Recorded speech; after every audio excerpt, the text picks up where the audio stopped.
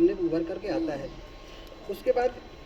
जब आक्रमण सहते सहते हमारा जो भारत में जो लोग हैं, जो यहाँ के शासक थे या जो भी हैं सब लोग थे, जब असहाय हो जाते हैं, कोई साथ मतलब चारा नहीं दिखाई देता हमारे सामने, तो एक मनुष्य वृत्ति जो होती है सिंपल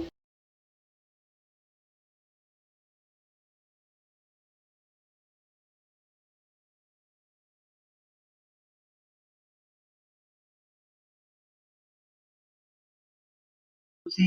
और बहुत सारे जो हमारे क्या कहते हैं व्यक्ति और जितने भी कवि थे, उन्होंने भक्ति मार्ग से लोगों को धीरे धीरे जगाया, लोगों के अंदर विश्वास पैदा किया और आदमी को अपनी बात कहने का और वो समझने का कि सही अवसर तलाशने का, ये सब धीरे धीरे जज्बा चलता रहा। उसके बाद जो मुगल शासक थे, मुगल शासक के अगर हम देखें कि अकबर के बाद स्थिति ये बदल जाती है कि लोग भोग विलास में लिप्त हो जाते हैं। तो उस कड़ी में जैसा राजा तैसा प्रजा, तो हमारे समाज में जो है क्या कहते हैं, एक गीत काल का उदय होता है, दरबारी कवियों का उदय होता है और वो सारी चीजें होती हैं। अंग्रेजों के आने के बाद हमारे यहाँ जो विकास की प्रक्रिया, हम आज जैसे ये कहते हैं कि भारत तो सोने की चिड़िया था, भारत तो ज्ञान का भंडार था, भारत तो विश्व गुरु था, तो वो बीच में कहाँ चला गया?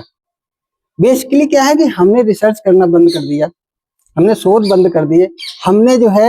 एक हो सकता है लोगों को बुरा लगे या कुछ कहें, लेकिन इसमें बहुत हद तक जो है, जब हम क्या कहते हैं अहिंसा परमो धर्मा पे चले गए, तो हम एक शांति के मार्ग पे चले गए, तो वहां पे क्या हुआ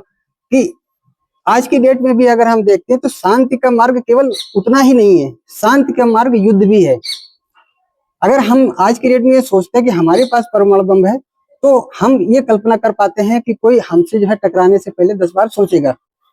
महादेव से अगर कोई जो है क्या कहते हैं युद्ध करने के लिए, उसे क्यों डरता है? क्योंकि उनके पास पशुपत अस्त्र होगा। इसीलिए कृष्ण जो है कहते हैं कि अर्जुन पशुपत प्राप्त करो। तो ये एक दूसरी थ्योरी है। खैर, तो हमारा ये तात्पर्य था, अंग्रेजों के आने के पास भारतीयों में एक जो नई खोज और नई विकास की जो संभावनाएं दिखी, उसमें लोगों के अंदर एक नई चेतना का जागरण होता है। और उस जागरण के साथ में धीरे धीरे, क्योंकि अत्याचार तो बंद नहीं हो रहे थे, तो उसका विरोध धीरे धीरे बढ़ता गया और धीरे धीरे जो ये चरण चालू होता है, तो हमारा चरण जो है अलग अलग वादों के साथ में अपना आधुनिक काल की तरफ हमारा समय उसको खिंच जाता है।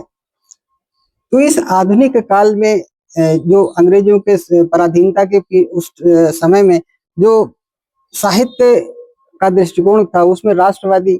और उसके साथ साथ जो एक नए गीत का जो पहले रोमानियत होती थी, वो गीत में थोड़ा सा जो है क्या कहते हैं अपनी बात को सीधे न कह करके और प्रतीकात्मक प्रकृति के माध्यम से जब कहने लगे, तो हमको जो है क्या कहते हैं छायावाद जैसी प्रवृत्ति का हम उदय देखते हैं, वो हो जाता है। तो इस स्वतंत्रता आंदोलन में क्या हुआ कि हमारा समाज जो है जिसमें बहुत समय से क्या कहते हैं लगभग 1000 वर्ष से जो एक क्या कहते हैं पराधीनता का दुख देखा, तो उसको जो है एक ये ख्वाब था कि हमें स्वतंत्रता मिलेगी